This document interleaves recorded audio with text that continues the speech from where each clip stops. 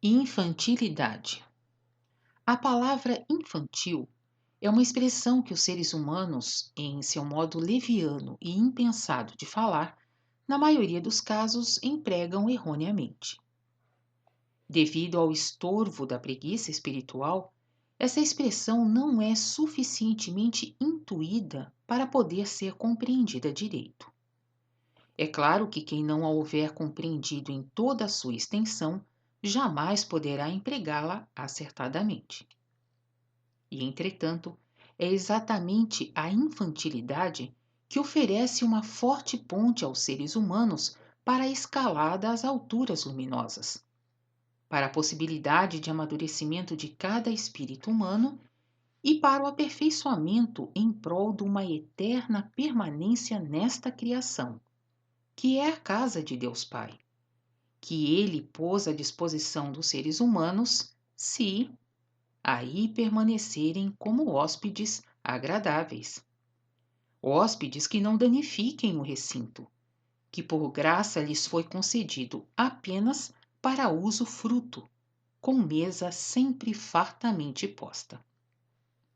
Quão distanciado, porém, se encontra agora o ser humano dessa infantilidade, para ele tão necessária.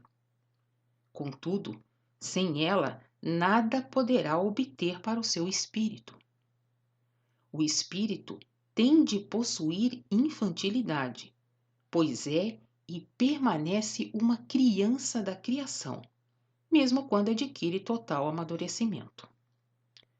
Uma criança da criação.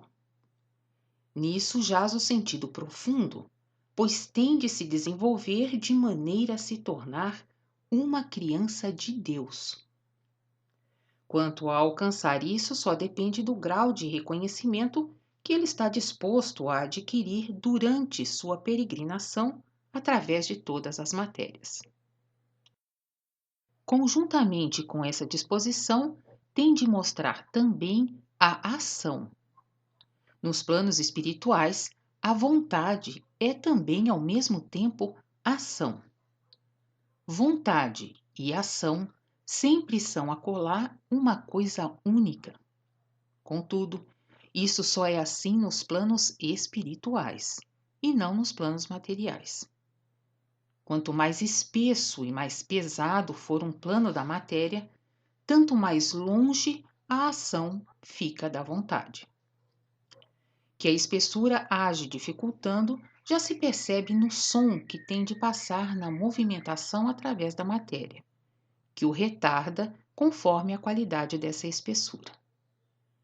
Isto é nitidamente perceptível mesmo nas distâncias mais curtas.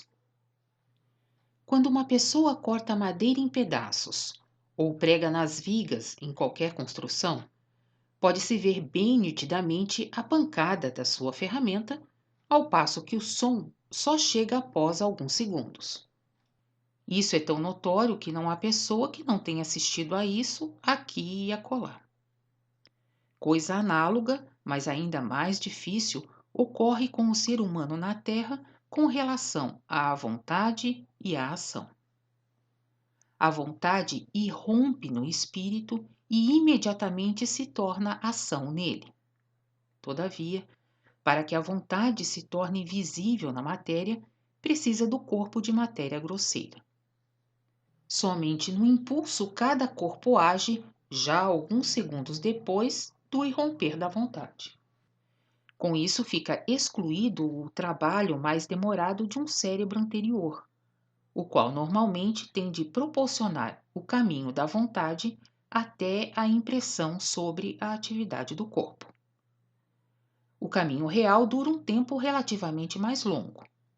Às vezes, vem a ser uma manifestação de modo apenas fraco, ou nem chega a se tornar ação, porque a vontade acaba por se enfraquecer durante o trajeto mais longo, ou então, por causa do raciocínio cismador, torna-se completamente bloqueada. Com essa consideração, quero dar uma indicação independente desse assunto, sobre efeitos despercebidos e, contudo, nitidamente visíveis na atuação humana da lei da criação da atração das espécies iguais.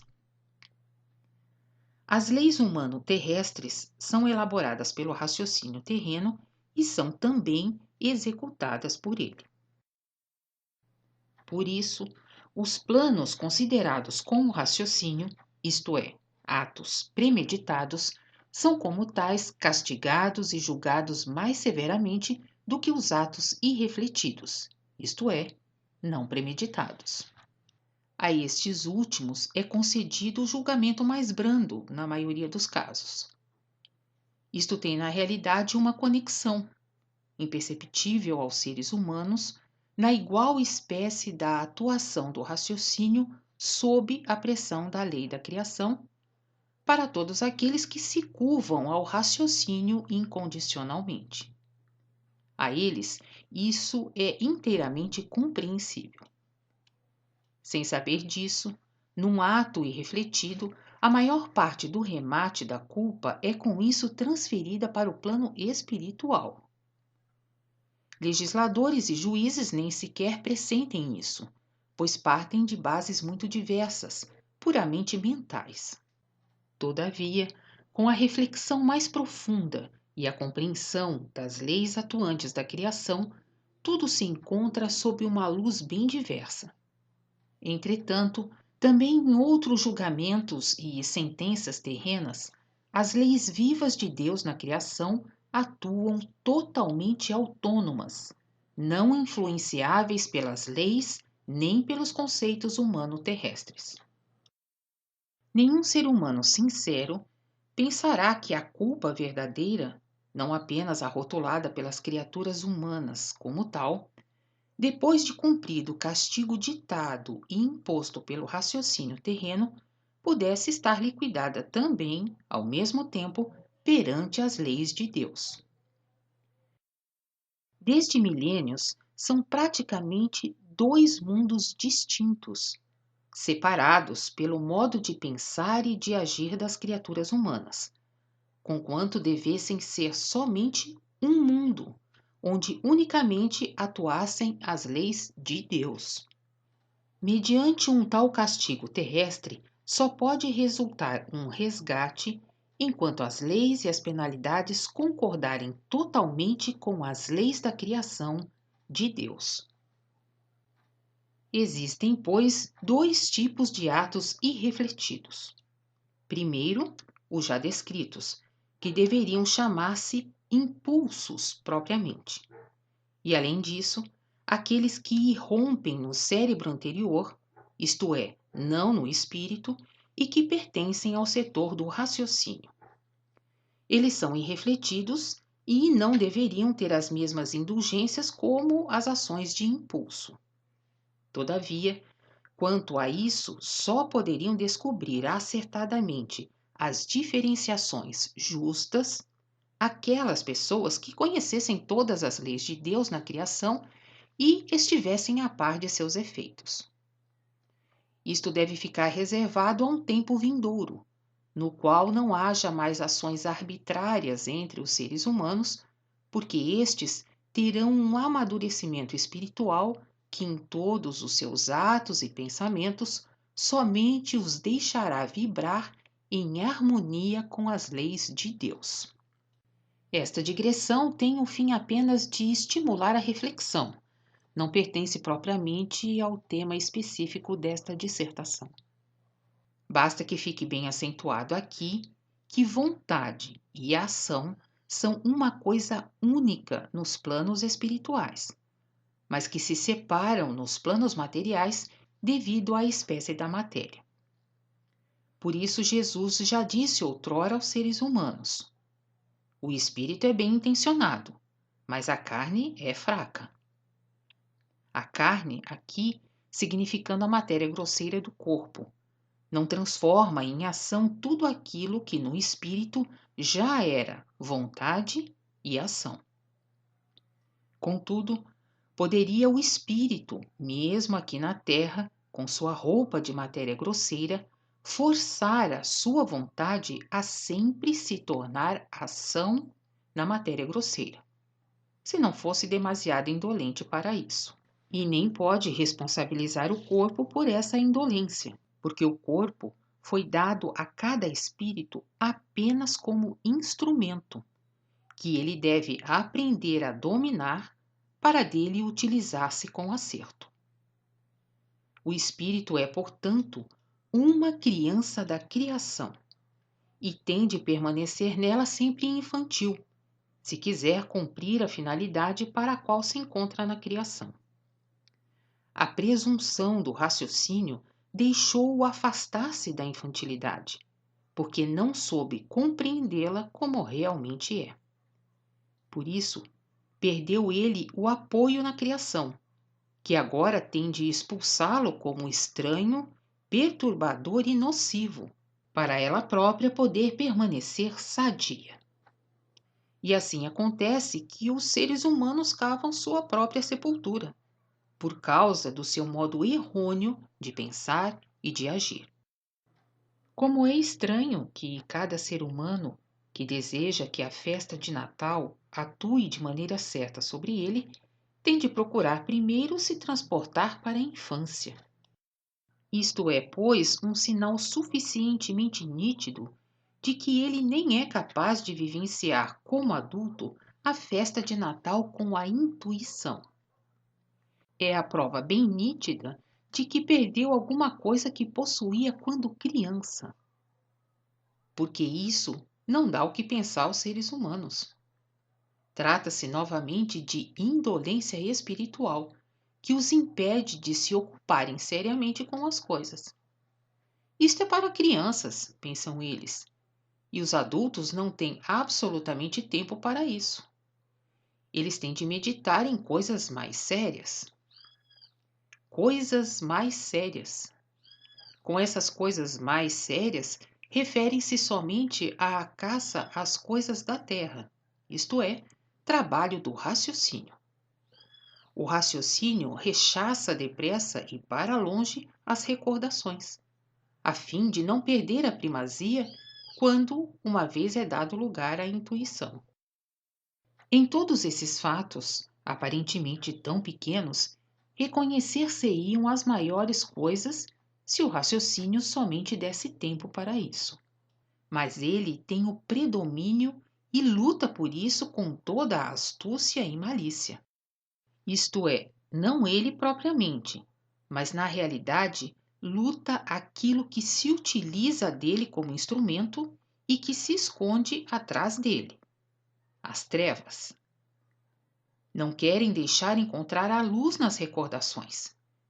E como o espírito anseia encontrar a luz e dela aurir nova força, reconhecereis aí que com as recordações do Natal da infância desperta também uma indeterminada e quase dolorosa saudade, que é capaz de enternecer passageiramente muitas pessoas.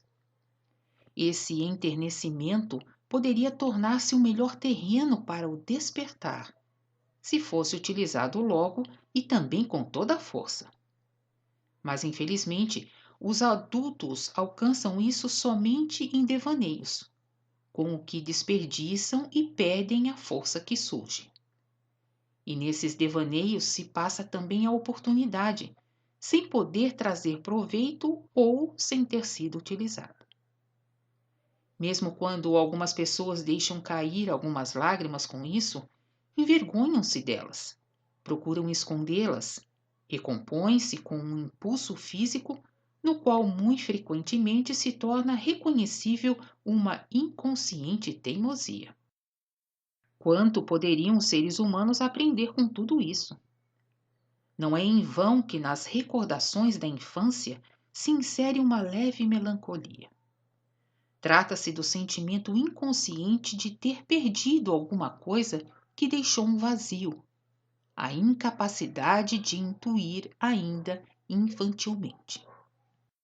Mas de certo tendes notado muitas vezes o efeito maravilhoso e revigorante que causa uma pessoa apenas com sua presença silenciosa, de cujos olhos irrompe de vez em quando um brilho infantil.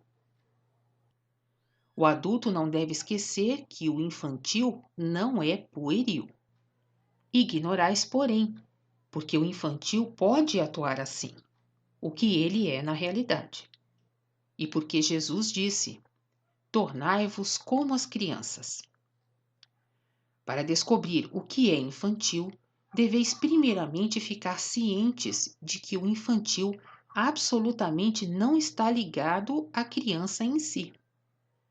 Com certeza vós próprios conheceis crianças, às quais falta a verdadeira e bela infantilidade.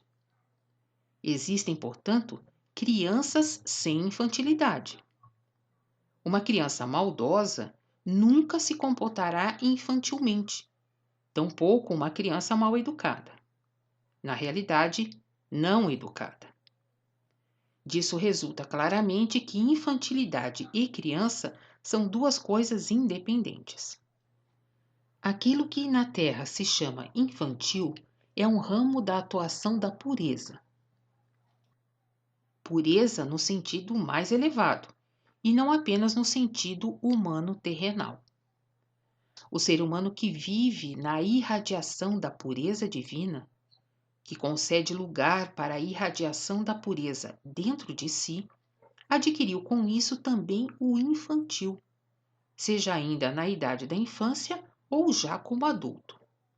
A infantilidade é o resultado da pureza interior, ou o sinal de que tal ser humano se entregou à pureza servindo-a. Estas são apenas maneiras diferentes de expressão. Na realidade, porém, sempre a mesma coisa. Por conseguinte, somente uma criança pura pode comportar-se infantilmente, assim como um adulto que cultive a pureza dentro de si. Por isso, ele exerce um efeito revigorante e vivificador, despertando também confiança. E onde existir a verdadeira pureza, poderá surgir também o verdadeiro amor, pois o amor de Deus atua na irradiação da pureza. A irradiação da pureza é o seu caminho, por onde ele segue. Não seria capaz de seguir por outro. Quem não tiver absorvido dentro de si a irradiação da pureza, a esse nunca poderá chegar à irradiação do amor de Deus. O ser humano, porém, com o seu afastamento da luz, privou-se da infantilidade por causa do seu pensar intelectivo e unilateral, ao qual sacrificou tudo o que podia soerguê-lo. E assim se chumbou com 1000 correntes firmemente à terra, isto é, a matéria grosseira, que o retém até que possa libertar-se, o que não poderá conseguir com a morte terrena, e sim somente com o despertar espiritual.